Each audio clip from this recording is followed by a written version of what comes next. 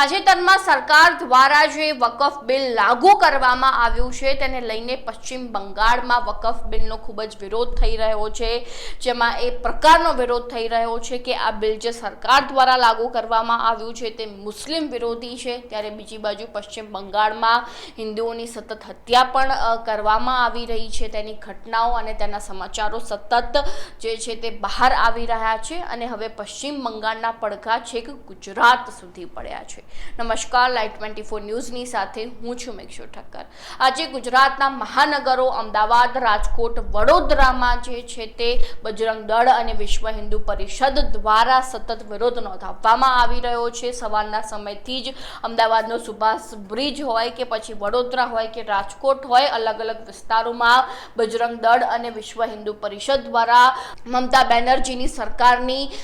વિરોધમાં પોસ્ટરો લગાવવામાં આવી રહ્યા છે, મમતા બેનર્જીને ચંપલ મારવામાં આવી રહ્યા છે બજરંગ દળ અને વિશ્વ હિન્દુ પરિષદના કાર્યકર્તાઓ દ્વારા, અને ક્યાંક ને ક્યાંક પોલીસ અને બજરંગ દળ અને વિશ્વ હિન્દુ પરિષદના કાર્યકર્તાઓ વચ્ચે ઝપાઝપીનો માહોલ પણ જોવા મળ્યો હતો, ઘર્ષણ પણ થયું હતું, જેમાં આ કાર્યકર્તાઓ કહી રહ્યા છે કે પશ્ચિમ બંગાળમાં જે રીતે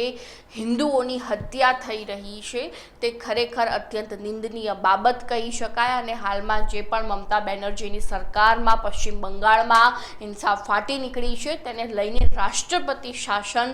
લાગુ કરવું જોઈએ પશ્ચિમ બંગાળમાં, તે રીતની માંગ વિશ્વ હિન્દુ પરિષદ અને બજરંગ દળના કાર્યકર્તાઓ દ્વારા ઉઠાવવામાં આવી છે। તો પહેલા એ દ્રશ્યો જોઈ લઈએ કે અમદાવાદ, વડોદરા અને રાજકોટમાં કે રીતનું વિરોધ પ્રદર્શન જે છે તે વિશ્વ હિન્દુ પરિષદ અને બજરંગ દળ દ્વારા કરવામાં આવ્યું છે।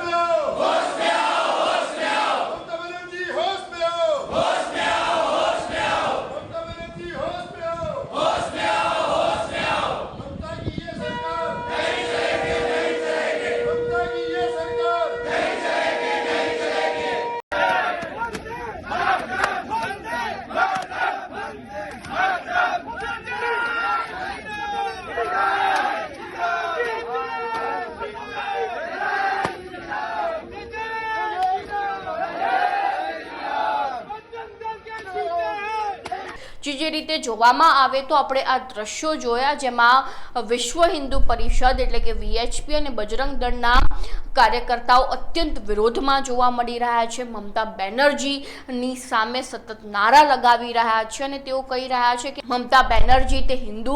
વિરોધી સરકાર છે અને તેમના પુતળા ઉપર ચંપલ પણ કાર્યકર્તાઓ દ્વારા મારવામાં આવી રહ્યા છે, અત્યંત વિરોધ નોંધાવવામાં આવી રહ્યો છે। અને તે વચ્ચે બીજી એક ઘટના પણ સામે આવી છે પશ્ચિમ બંગાળ બંગાળમાંથી, જેમાં પશ્ચિમ બંગાળના એક હિન્દુ નેતાનું અપહરણ અજાણ્યા લોકો દ્વારા કરવામાં આવ્યું અને ત્યારબાદ તેમને ઢોરમાર મારીને તેમની હત્યા કરવામાં આવી છે. આ સમાચાર પણ હાલમાં બહાર વહેતા થયા છે, ચારે બાજુ મીડિયામાં પ્રસારિત થઈ રહ્યા છે અને તેને લઈને ઘણો હલ્લાબોલ પણ જોવા મળી રહ્યો છે. તો આ અંગે તમારું શું કહેવું છે ચોક્કસથી અમારા કોમેન્ટ બોક્સમાં જણાવજો. અને હજુ સુધી તમે જો લાઈટ 24 ન્યૂઝને સબસ્ક્રાઇબ નથી કર્યું તો હાલ તેને સબસ્ક્રાઇબ કરી દેજો.